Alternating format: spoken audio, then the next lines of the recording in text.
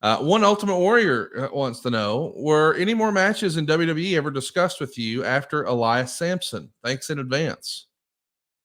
I think I saw this on X, but because I was going to say, were any more matches in WWE discussed with you and Elias after Elias? Between who? Because me and Elias had many discussions, and there was definitely discussions. Michael Hayes at one time said, "Hey, let's take that out on live events," and there was the creative team talked about it a couple of different ways, extending it. Yes, there was definitely discussion, but it got no further than just discussion. I think not too terribly long ago, Chris Jericho did an interview, and he was asked about, one day the possibility of him going back to WWE. And I think a lot of like Jeff Hardy fans probably hope that, he and his brother Matt wind up having maybe one last match or one last run in WWE. Is that ever on your mind? Is that something you think about? Like, I know you're having a blast in AEW, but does your mind ever wander and think about, hey, what might my life look like if I had a couple more matches in WWE? Or do you not even think that way? Conrad,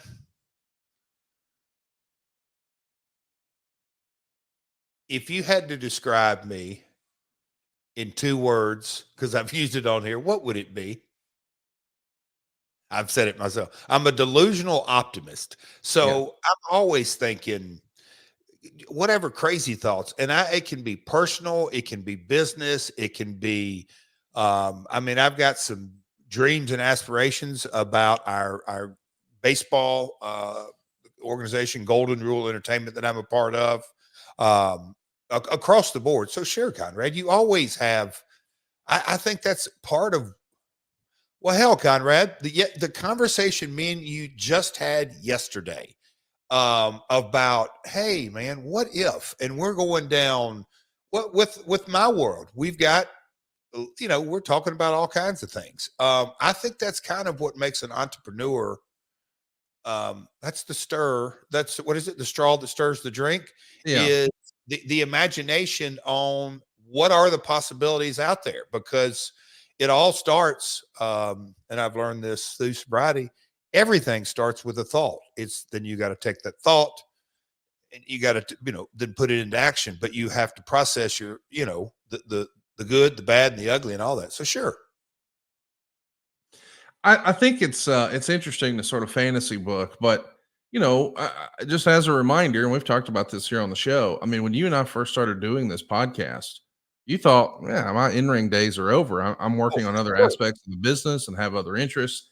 And now all of a sudden, man, it feels like you've got. I mean, our first question was about this Heroes Welcome you got this past summer in Cardiff, and all of my friends who haven't watched wrestling in a long time are wondering, like, damn, did he find the fountain of youth?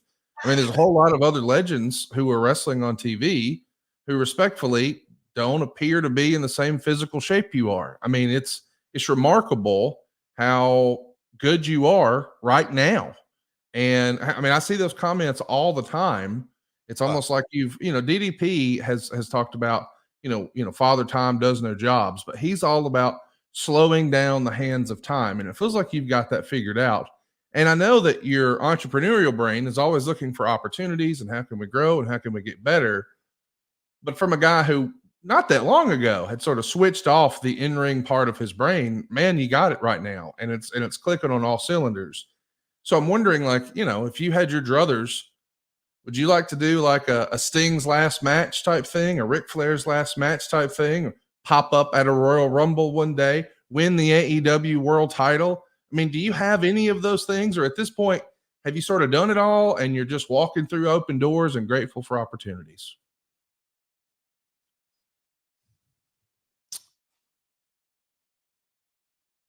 All right. I had a conversation this morning at church. It was brief, but and I almost feel like this is well, we here on the pod we do talk about my sobriety, but I don't post anything um, only one day a year. Do I Yes. really post overtly? But and the reason I do that, I'm very clear, and I had this conversation actually at the gym today. The guy saw that and he said, "Hey, I think that's pretty cool. I wasn't really aware of that." And he said, yeah, 7 years ago. I said, anyway, so Conrad, those that are probably like, what the hell is he talking about? This past Friday was 7 years to the day of my sobriety date. And you talked about it. We just kind of joked about it, putting the bread in the can down 7 years ago. But,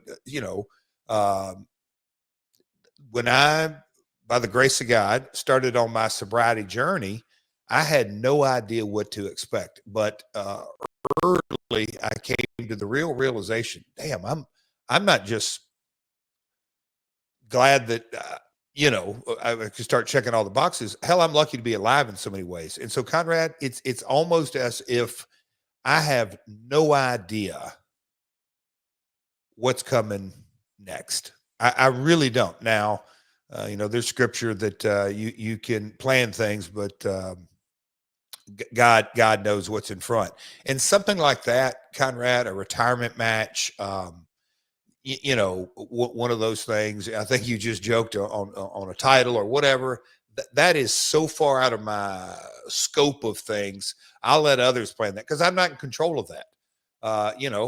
The simplicity of God grant me the serenity to accept the things I cannot change, courage to change the things I can, and the wisdom to know the difference. Okay, what can and cannot control? There's a lot. The only thing I really can control are my thoughts, my words, and my actions.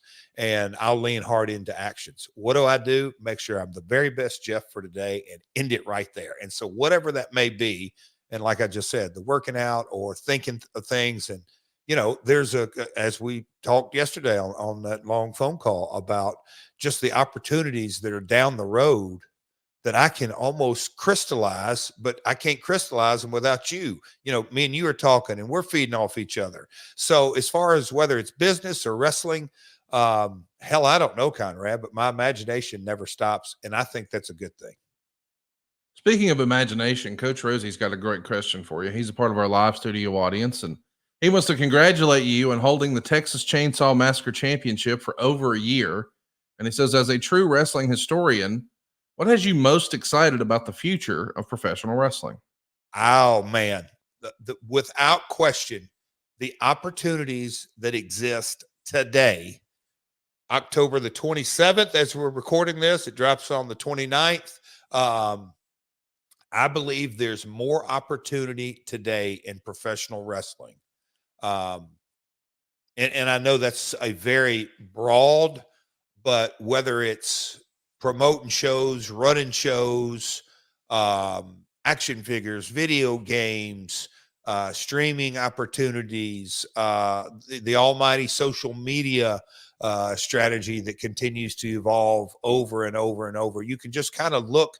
I mean, I don't care if it's CMLL, AAA, New Japan, other promotions in Japan that are popping up. UK, India opportunity is the last frontier, I would say, in a lot of ways. Conrad, the possibilities are, they are endless. And that is something that I am well aware. In 2002, launching TNA, there was an opportunity, but I mean, it was just such a different path. 2013, when I resigned from TNA, there was opportunity, but it was still, I think the business was just in a different place. Fast forward 11 years later, and the landscape is the entertainment's very, very different. The music business is different. Jesus, look at Amazon Prime and Apple and Netflix and linear television and just everything that goes with it. The world of professional wrestling, there's never been more opportunity in this business than there is today. And that is absolutely what I'm most excited about.